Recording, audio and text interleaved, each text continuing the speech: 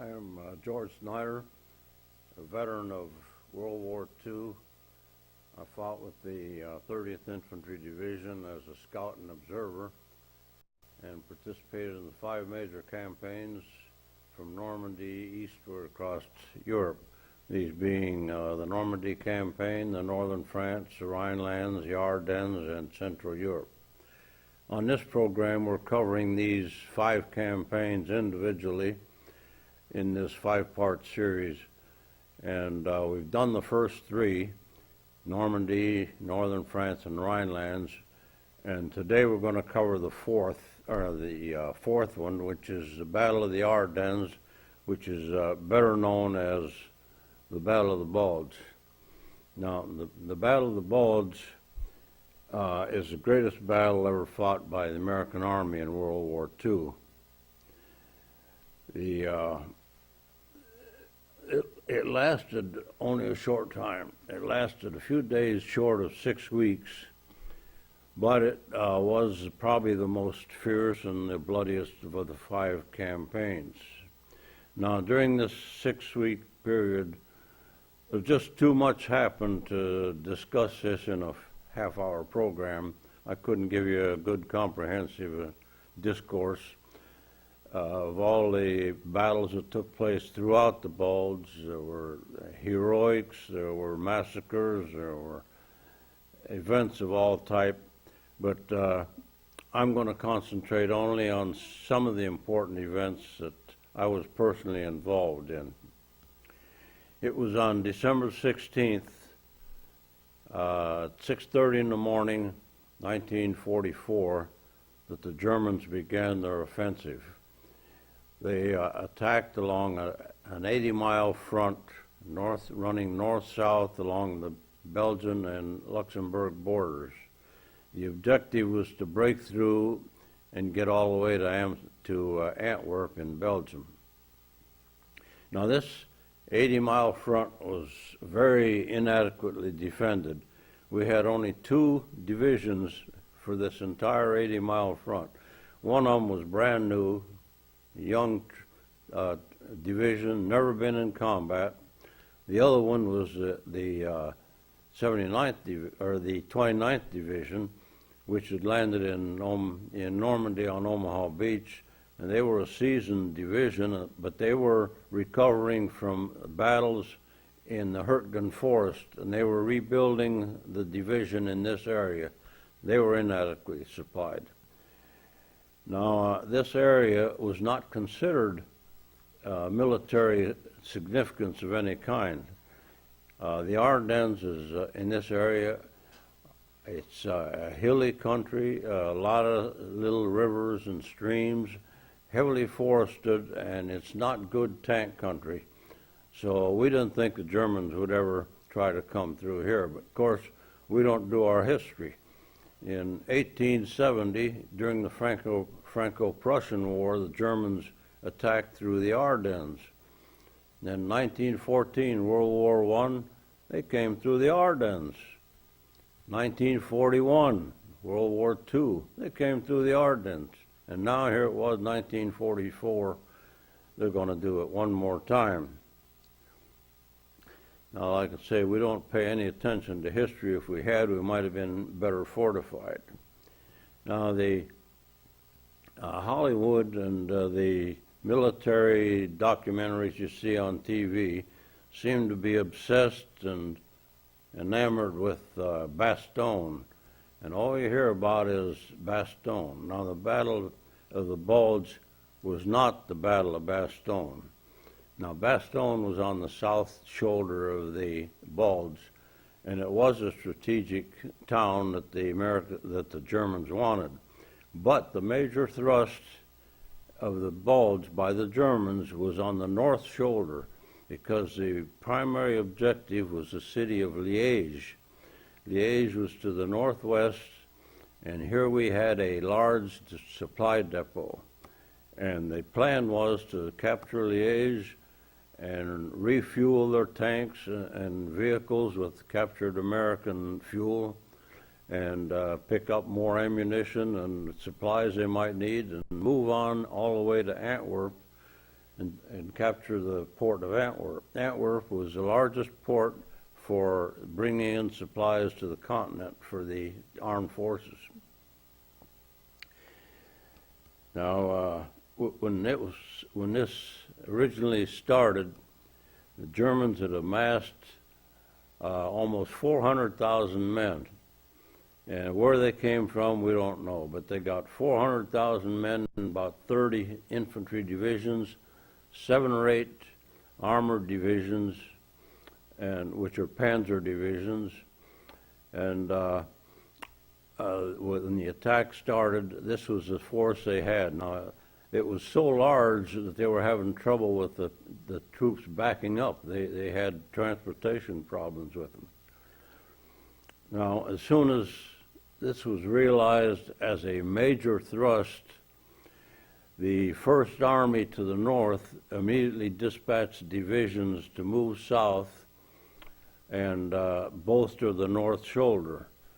Now, our division at the time was the 30th Division, was in Germany, and we had more time in combat, continuous days, than any other division, so they were going to give us a rest period.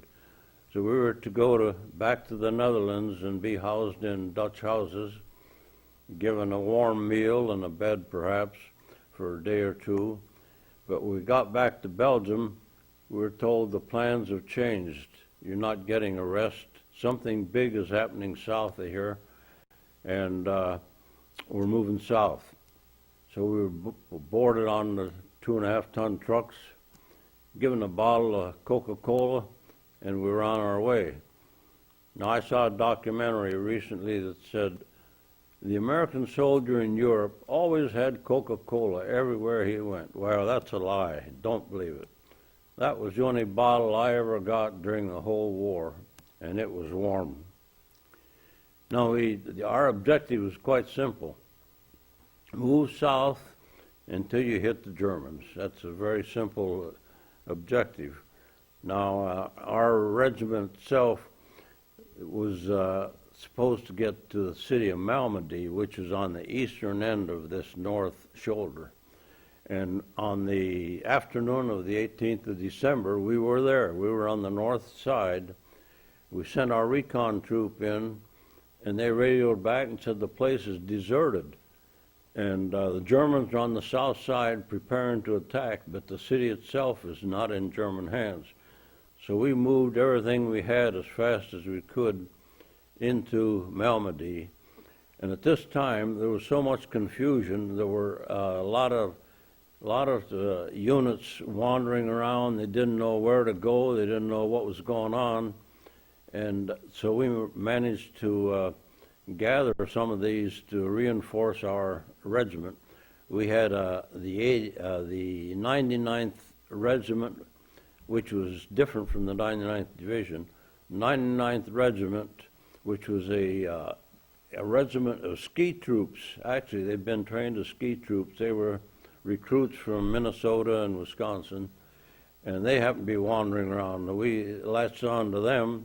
We had a 90-millimeter gun crew. They didn't know where they were, and we got a bunch of engineers, too. So with these reinforcements, we were able to fortify Malmedy, and when the Germans kept attacking, we would repel them. Now, for the first 5 days, all over the Battle of the Bulge, it was strictly a land battle. We had no support from the air whatsoever because of the overcast skies. The planes couldn't fly. They could fly above the clouds, but they could never see a target. So they were all grounded for 5 days. And then on the 23rd of December, the skies cleared, and the Air Force was able to come out and help us. Well, this is when the Air Force was able to drop supplies to the encircled 101st Airborne Division in Bastille. They dropped them air supplies, ammunition and food and medical supplies. And also at this time, General Patton, who had been over 100 miles south into France, he made a record drive through terrible weather, icy roads which kept the tanks sliding off the road into the shoulders. He made this record drive and helped rescue the 101st. Now, in all fairness, the 101st, which coined the phrase for themselves, the battling bastards of Bastogne, they took a terrible beating during this encirclement, and they deserve all the credit that is given to them as a result of their heroic stand. Now, our Air Force decided that they would help us on the north flank too. So on the day of the 23rd, when the skies were clear, they came over, and with B-26s and A-20s, twin-engine planes, they bombed the center of Malmedy. And here we were sitting in Malmedy. So we radioed back and said, "What are you guys doing? You're bombing Malmedy." Said, "Of course we are. It's in German hands." We could not convince them that we were in Malmedy. They claimed that they could see American vehicles, but they knew that the Germans had captured a lot of American vehicles and they were using them, so that was no criteria to place Malmedy in American hands. So they bombed us on the 23rd of December. Then on the 24th, they had hit right in the center of town, and by then we had bulldozed the main street through town and you could drive through. And I was there in the center talking to a friend of mine, Joe Dotson, and we heard the drone of planes again. This time we could see 4-engine planes, B-24s, the Liberator. These were the largest bombers that the Americans had in Europe, and they were approaching us. So Joe said, "I'm getting the hell out of here." I said, "Me too." He went one direction, I went the other. I was staying in the basement of a small schoolhouse about a block from the square. And when I got to the school, I could hear the bombs falling already.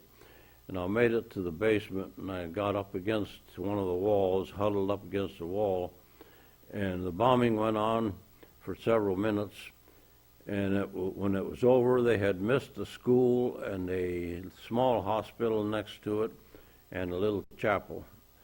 Now, we rescued those that we could that were buried in the rubble.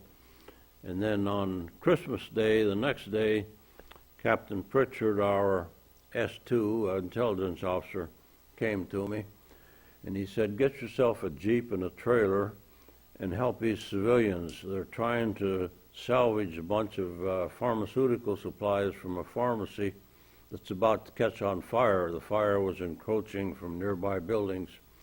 They had an old panel truck.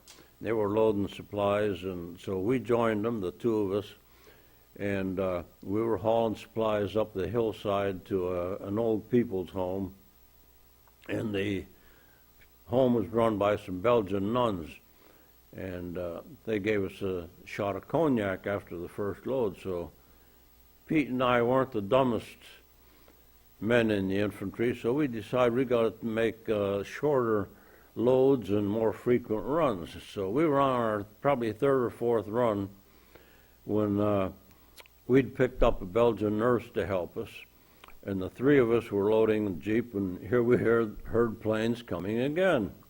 This time A-20s and B-26s, twin-engine planes again, and they were coming in lower than the B-24s, and before we could take cover, they were on top of us.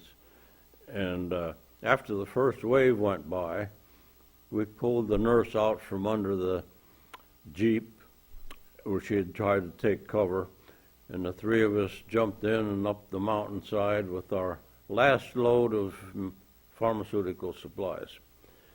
Now, in these 3 days of bombing of Malmedy, it was severe, but it was nothing compared to what we'd suffered in Normandy at the breakout of St. Lo, where in a 2-day bombing event by our own Air Force, we had suffered 614 casualties.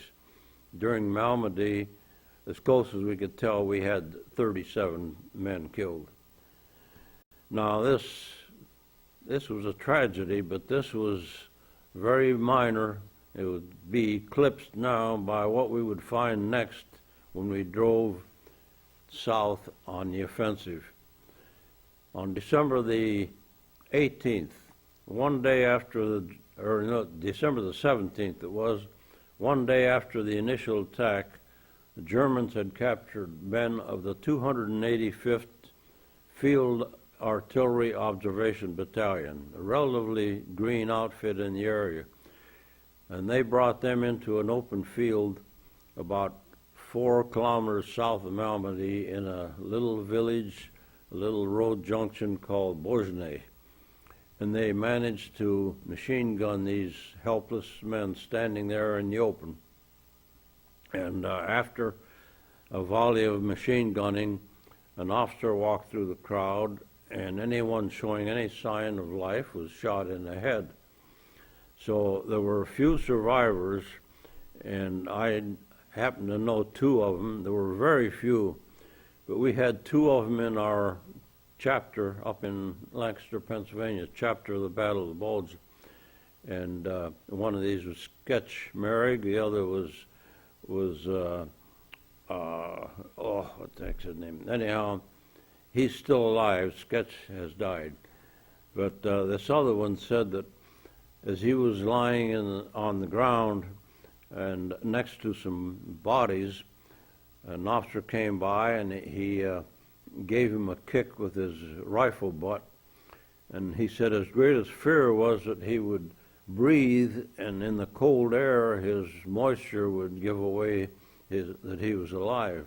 So he held his breath even as the officer kicked him, and the officer moved on, and he was able to survive. As soon as it was dusk, those who had survived decided they'd make a break for it. Most of the Germans had left. They left a small rear guard action group there. And some of them ran toward a farmhouse nearby. And in fact, Billow, the other fella, Billow ran to the farmhouse too. And then he decided they must have seen us come here. So he goes out the back door of the house, and he manages to escape. He did take a bullet into one of his shoes, which he never found until he was rescued, and took his shoe off, and the bullet dropped out. It had gone through the shoe, but never bruised his skin at all. So anyhow, he managed to escape, and so did Sketch, and just a handful more. And they reported this as an atrocity, but it wasn't confirmed until almost 1 month later when we went on the offensive. And it was January the 14th when we went on the offensive, and when we got to this Boersnay area, we found the bodies buried under the snow. Each one was pretty much identified by a lump in the snow, and occasionally a foot or an arm protruding through the snow. Now that's the final count here varies slightly, but there's now a memorial there, and there are bronze plaques in a stone wall with the names of those that were killed. I've been back several times and counted them, and I've had grandchildren with me and had them count it. And we always come up with 86, and that's pretty much the accepted number that were killed, 86. Now, we then continued south on the offensive after that. But after the war, 74 Germans who had participated in this massacre were somehow or other found, and they were brought to trial in Nuremberg on atrocities. And most of them were given light sentences, but the leader, Colonel Joachim Piper, was given the death sentence. He had ordered the massacre. So Piper was given a death sentence. This was later commuted to a life sentence, and then reduced to a couple more years, and he was eventually released. There were a lot of politics involved at the time in Washington, which attributed to this early release for him. Now, I can't get into the politics of it. But anyhow, he was released. He went to work for Porsche, the car manufacturer, and then he worked for Volkswagen for a while. He tried writing, and that didn't work. So he then retired to a village in France. And in this little village, the local French found out who he was. And then on July the 14th, which is the French equivalent to our 4th of July, it's Bastille Day, which celebrates the French Revolution and their independence. And on this day, his house mysteriously burned to the ground, and the piper was inside and burned to death. This was July the 14th, 1976. So that's when justice was finally attributed to this massacre. Now after this, we moved south, and the Third Army from the south shoulder moved north, and we met in St. Vith, and now the Battle of the Bulge was essentially over. In the meantime, Piper had advanced westward, and he was finally stopped at the city of Stavelot. There were others involved. There's L'Église and Stoumont, where some terrific battles took place. But Piper was stopped at Stavelot basically by our division and the 82nd Airborne and some other smaller units that were attached to us. And with the defeat of Piper in Stavelot, he retreated with just a handful of the people that he had started with. Now, the Battle of the Bulge was very costly in material and men. Our totals were 91,000 casualties in this short 6-week period, of which 19,000 were killed. Many of the 81,000 had frozen feet and trench foot, but the Germans' losses were much higher than ours. Not much higher, but somewhat higher. We don't know exactly, but the difference was that because of our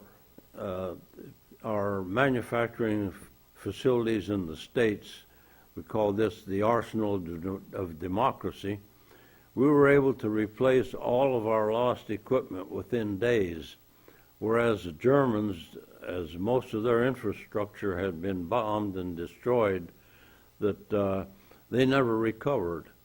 And from that day on, the Germans could never launch another major offense.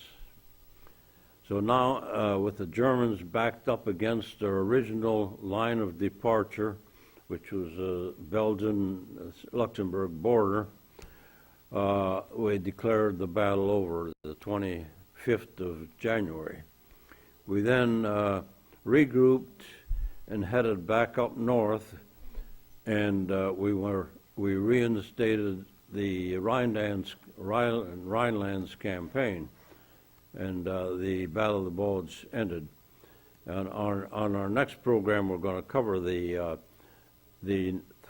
fifth battle, which is the Central Europe, which brings us up to the Russians at the Elbe River and the conclusion of the war. Now, like I said in the beginning, there are so many stories of heroics and battles that we can't cover, and one of these would be the 99th Division, which was the northernmost division on the Elsenborn Ridge.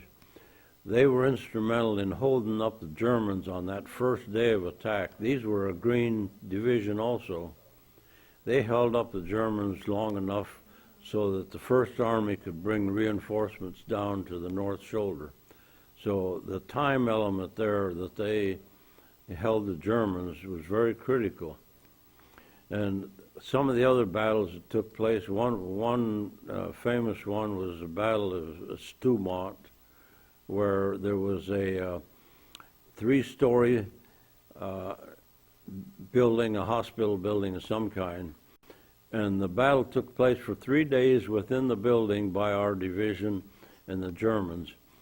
And the floors changed hands several times between the Germans and the Americans. And in the basement were 150 civilians. And while this 3-day battle were going on, these 150 civilians on the bottom in the basement, they all survived without a casualty.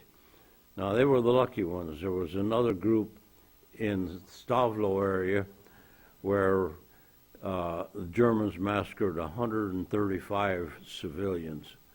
This is another atrocity that you don't hear about, but this is just one of many. So these are some there are many stories about this, and lots of books have been written, and this is about all we can cover in the Battle of the Bulge. And we look forward to the next program when we'll be talking about Central Europe. Until then,